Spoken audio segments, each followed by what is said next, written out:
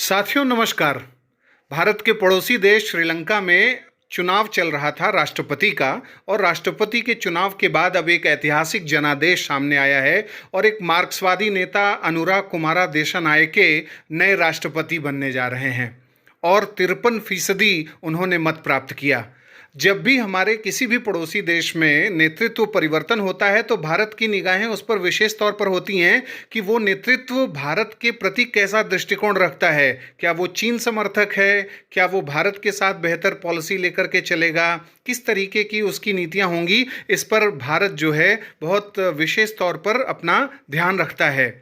अब देखना यह है कि अनुरा कुमारा देशानायके जो कोलंबो से सांसद भी हैं और एनपीपी और जेवीपी जो पार्टी है उसके बहुत प्रमुख लीडर के रूप में कार्य करते हैं, उन्होंने जब 2022 में अपना एक छवि बनाई पॉलिटिकल, जो उनकी लीडरशिप की छवि थी वो इस रूप में आई कि वो भ्रष्टाचार मुक्त श्रीलंका दे सकते हैं, वो नेपोटिज्म मुक्त श्रीलंका की तरफ जा सकते हैं, आर्थिक जो तंगी, बदहाली, बेरोजगारी, पॉवर्टी और जिस तरीके के अन्य प्रकार की असंतुलन की स्थितियां थी, सामाजिक, आर्थिक और राजनीतिक असंतुलन की स्थिति थी श्रीलंका में, उन सब से दूर ले जा सकते हैं श्रीलंका को। अपना प्रोजेक्शन इस लेवल पर इन्होंने किया था, इसलिए ये वहाँ के लोगों के मसीहा बन गए और एक अच्छी छवि बनी कि ये जो है गुड गवर्नेंस ले आ सकते हैं, क्योंकि समाज के जो कमज़ोर तबके के लोग हैं उनके प्रति ज़्यादा सोचते हैं ये।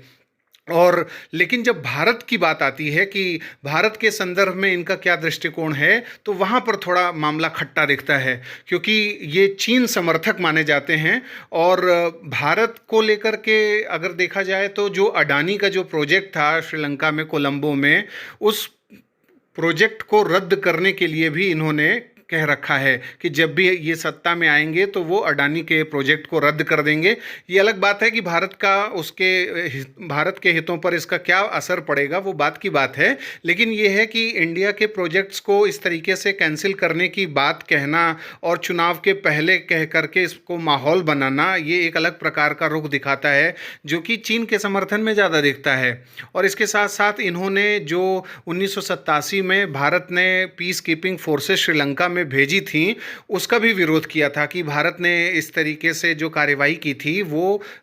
श्रीलंका की संप्रभुता के खिलाफ था, और श्रीलंका में जिस तरीके का सैन्य हस्तक्षेप किया भारत ने वो सही नहीं था। और अडानी के प्रोजेक्ट को भी वो जो है आर्थिक संप्रभुता जो श्रीलंका की है उसके लिए बेहतर नहीं मानते, इसलिए इनका जो रुझान है वो थोड़ा चीन के प्रति झुका हुआ दिखता है। और अभी हाल के समय में जिस तरीके से हमारे पड़ोस में, चाहे वो बांग्लादेश हो, चाहे वो नेपाल हो, अन्य जो हैं, पाकिस्तान तो खैर पहले से ही ऐसे ही रहा,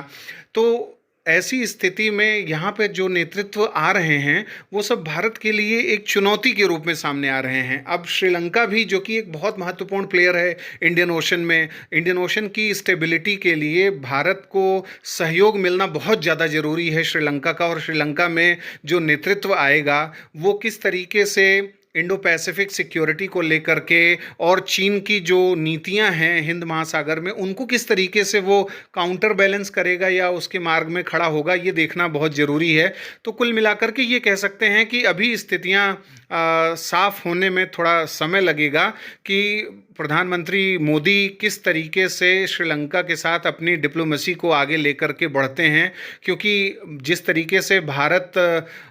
श्रीलंका में डेवलपमेंटल एक्टिविटीज़ करता है और श्रीलंका को लंबे समय से इकोनॉमिक असिस्टेंस के साथ साथ डेवलपमेंटल असिस्टेंस की ज़रूरत रही है, और ये दोनों चीज़ें